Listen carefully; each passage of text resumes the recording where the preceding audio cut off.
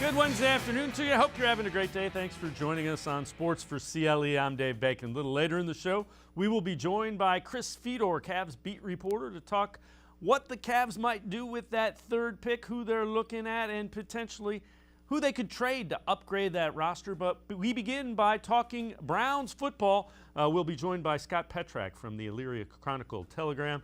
But let's take a look. Odell Beckham Jr. rehabbing, posting it on social media. Odell flying on one of those curved treadmills. That means it's all leg powered.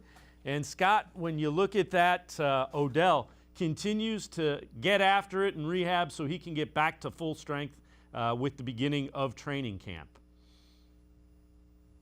Hey, Dave.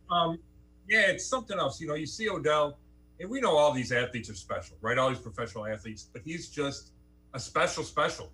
And we saw that in the kind of treadmill video. We've seen it throughout the offseason with his social media. And then we saw it again in person for those of us that were at minicamp last week. And I think it was reassuring, and I think it gives hope for how Odell can change this offense and turn it into something even more dynamic if he stays healthy. And that kind of leads us into the next part. You had 5 takeaways from minicamp. One of them is he's back, is in Odell, and he certainly looks like he is fast and able to cut and do all the things that he could before. Yeah, it really does. And, you know, again, it's amazing. It's only 7 months removed from that ACL surgery, and that's a really quick recovery. And to see him run routes and cut and look like he's going full speed, we did not get to talk to Odell. So maybe he's, you know, he could say he's only at 95% or whatever that number is. But to my eye, he looked really, really good. And the same, you know, Baker said the same thing, and Jarvis Landry and Kevin Stefanski. So it was pretty unanimous just how good he looked. And yeah, you saw him run close to full speed, if not full speed, cut, jump, catch, you know, all the things a receiver needs to do. And you know, that, again, I'm with you. I think that could mean really big things for this offense.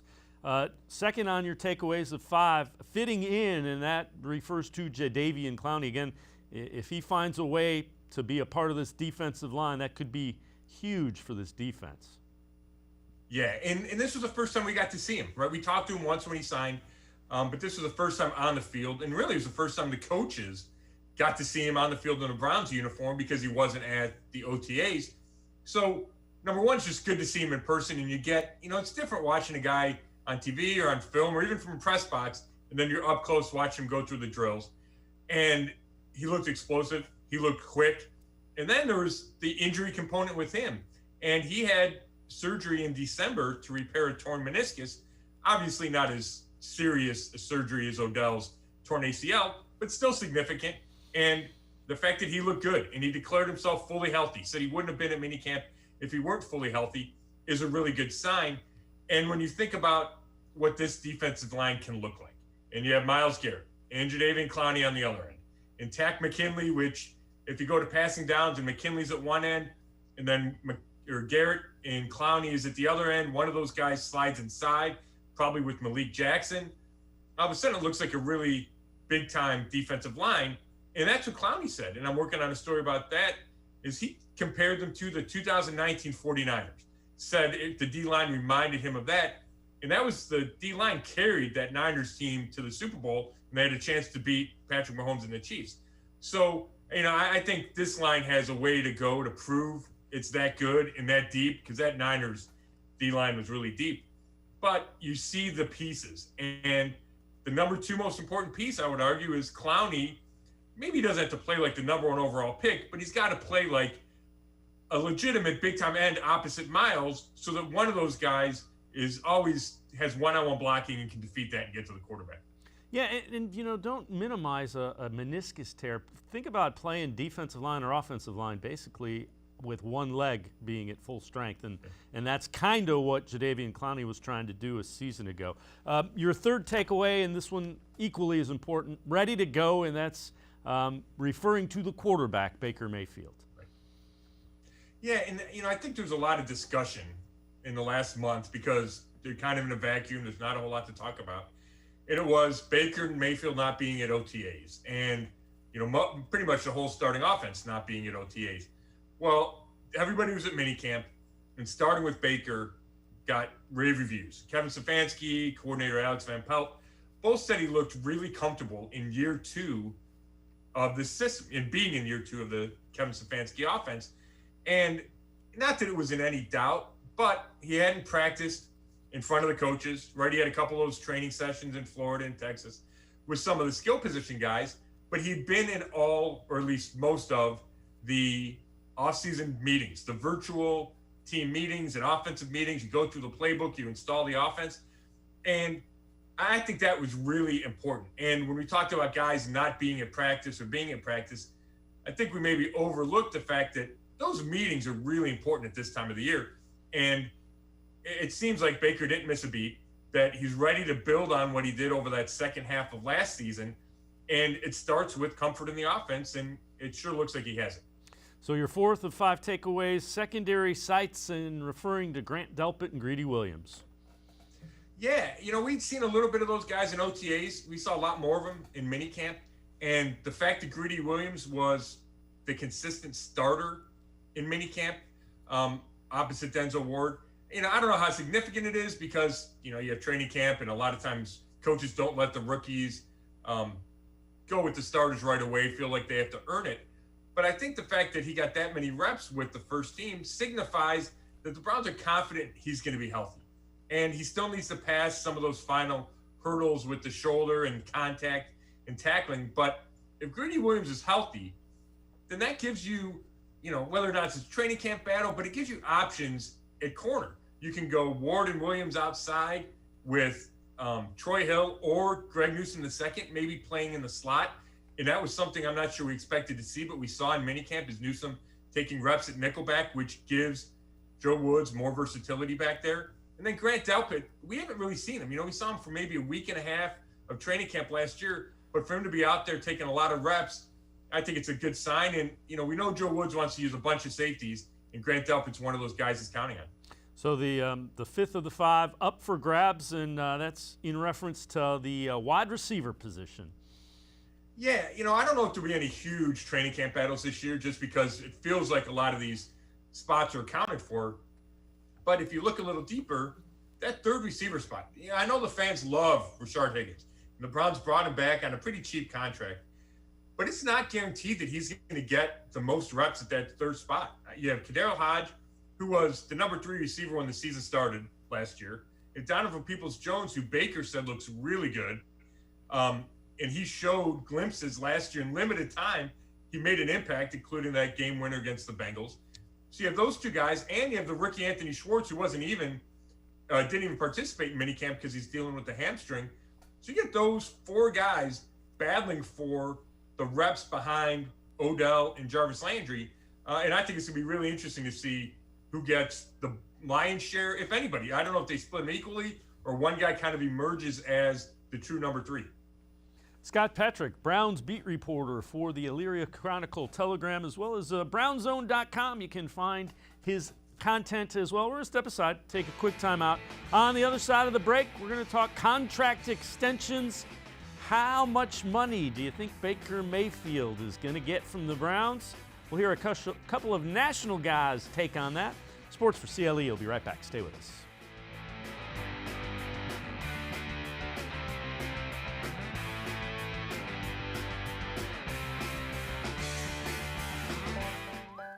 Life is starting to get back on track, and you can too.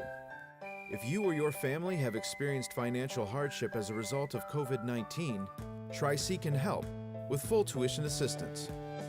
Safely get the in-demand degree or training you need with online and on-campus classes. Go to tric-edu to check out our programs and resources. So, what are you waiting for?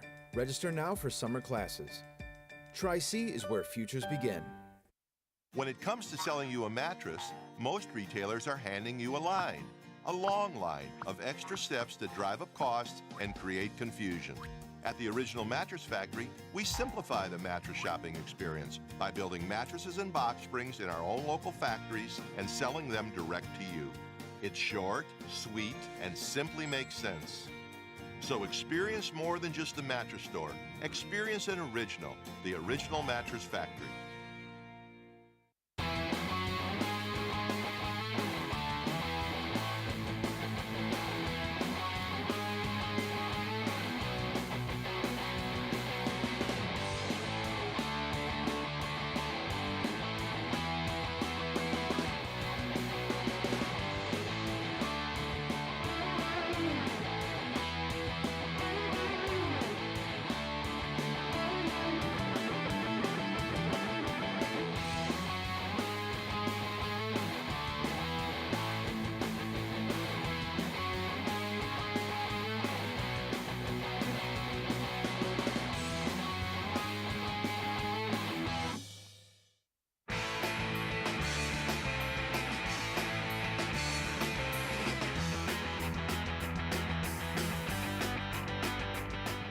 Welcome back to Sports for CLE. I'm Dave Bacon. We continue talking Browns football with Scott Petrak.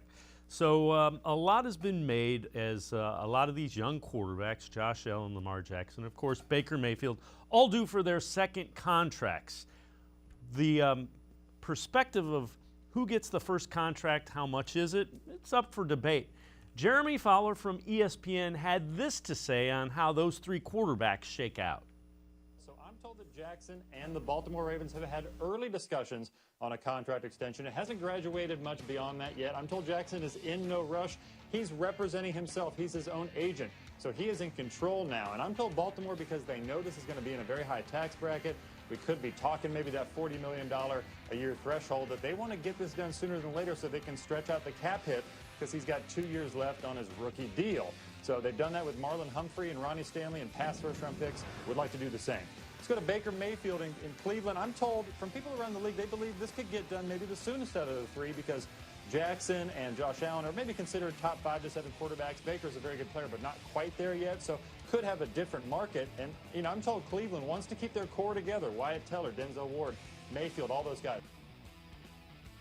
Scott Petrak, what do you make of that whole rationale there? Yeah, it's interesting. You know, you kind of have to view all through those three guys together: Lamar, Jackson, Baker Mayfield, and Josh Allen. And part of me thinks that Baker will wait to see what the other guys do, just because I think it's easier for an agent and even for the team once the market is set.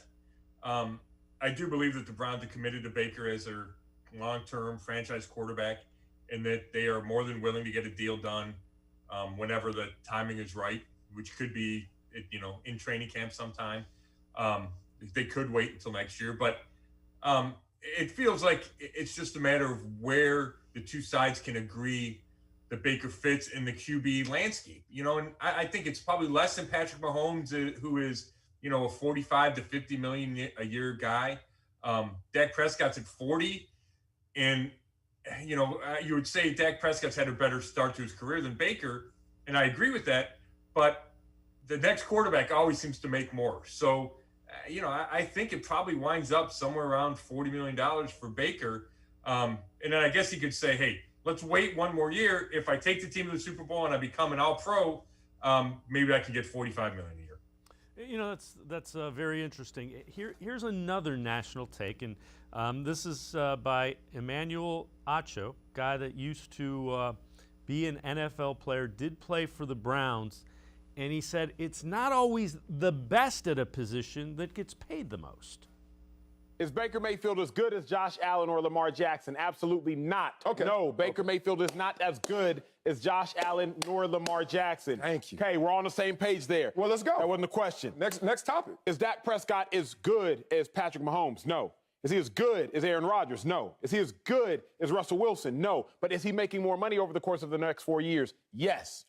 So you can make more money or just as much money if you are not as good. Why? Because how much value do you bring to the organization that you are at? What are you, a CPA? What the hell? How much value do you bring? How many wins you got? How much value do you bring to the organization you're at? God. CEOs are paid on a sliding scale. And that sliding scale is based upon how the company that they run is doing. Yeah. They don't care about how the company that somebody else runs is doing. How is the company doing that you run? And the company that Baker Mayfield runs, the Cleveland Browns, is doing better than they've ever done. Scott Petrak, he is incredibly insightful and makes a really, really good point, being Emmanuel Acho. Yeah, he does. And I think we do overlook that. I don't know if it's even an intangible, but we overlook that factor when we talk about where Baker ranks among these quarterbacks, because it's significant. And I know that his side will argue this or discuss this when they negotiate with the Browns, is the impact that he's had on this franchise. They were 0-16 when they drafted him, right? The Browns were. So he's been a huge part of the culture change and the turnaround. And that brings real value, to use Emmanuel's, phrasing. That does bring real value. And there's also the hidden part of the discussion is, what do you do if you don't have Baker Mayfield, right? The Browns search forever. Every fan knows, we all know, that the jersey list, and they went through 30 guys before Baker. So if the Browns decide, hey, we're not going to pay Baker X number of dollars because he's not, what gives you